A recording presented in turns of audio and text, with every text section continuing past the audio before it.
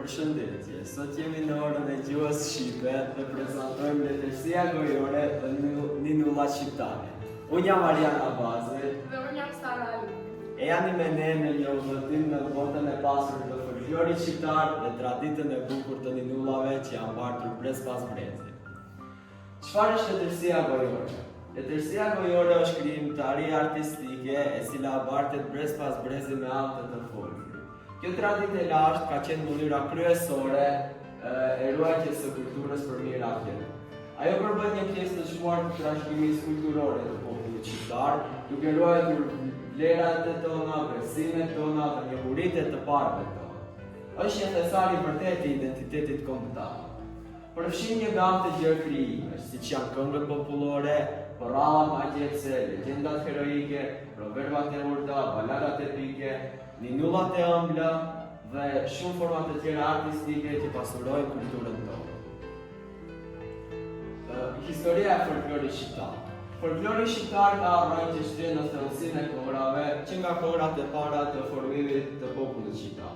Këto tradita të lashta kanë lindur nga përvojat e përditshme të njerëzve tanë, nga luftrat, nga dashuria, por edhe nga natyra dhe nga besimi jonë.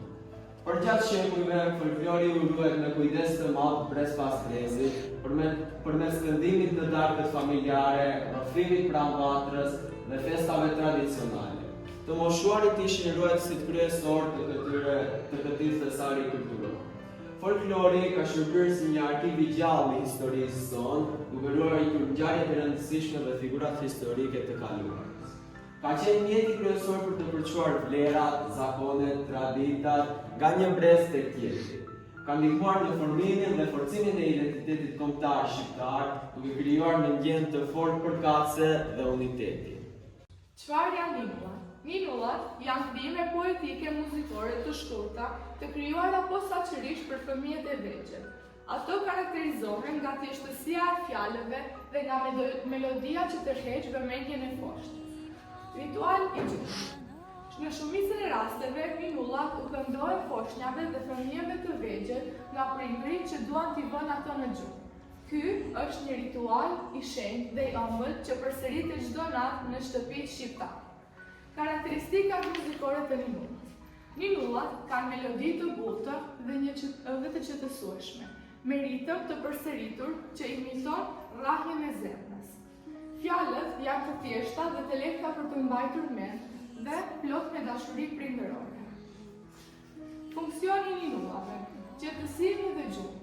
Funksioni kryesor i ninullave është që të qetësojnë foshnjën dhe ta bëjnë atë në gjuhë të butë. Melodia e ëmbël dhe ritmi i rregullt krijojnë një atmosferë të relaksuese që ndihmon fëmijën të qetësohet dhe të flejë më rahat. Lidhja emocionale. Ninullat krijojnë dhe forcojnë lidhjen emocionale midis nënës dhe foshnjës. Momenti i këndimit të ninullës krijon një moment intimit dhe të çmuar thellë në memorien e fëmijës gjithë jetën. Përçimi i dashurisë. Përmes ninullave, prindërit përçojnë dashurinë e tyre të pakufizueshme, butësinë dhe ngrohtësinë për fëmijën. Çdo fjalë e kënduar është plot me ndjenja të sinqerta dhe bekimet për të ardhmen e fëmijës. Shembujt e vera e ninullave shqiptare. Ninullat shqiptare shpesh herë përdorin fjalë të ëmbla si nina nana, nani djali apo nani bia. Ato përdorin figura poetike të natyrës, hënën e butë, diellin e ngrohtë, zogjë që këndojnë, për të krijuar një botë të sigurt dhe të bukur për fëmijën. Trashëgimi kulturor. Ninullat trashëgojnë kulturën dhe shpirtin shqiptar nga njëri brez në tjetrin, duke ruajtur gjuhën, melodinë dhe vlerat tona tradicionale. Lidhja familjare. Ninullat janë dëshmi e një lidhje të fortë familjare dhe dashurie të pakufizueshme të prindrit për fëmijën. Roli edukues. Ninullat kanë një rol të rëndësishëm edukues dhe emocional, duke ndihmuar në zhvillimin e gjuhës, kreativitetit dhe sigurisë emocionale të fëmijës. Ninullat shqiptare janë më shumë se thjesht një këngë.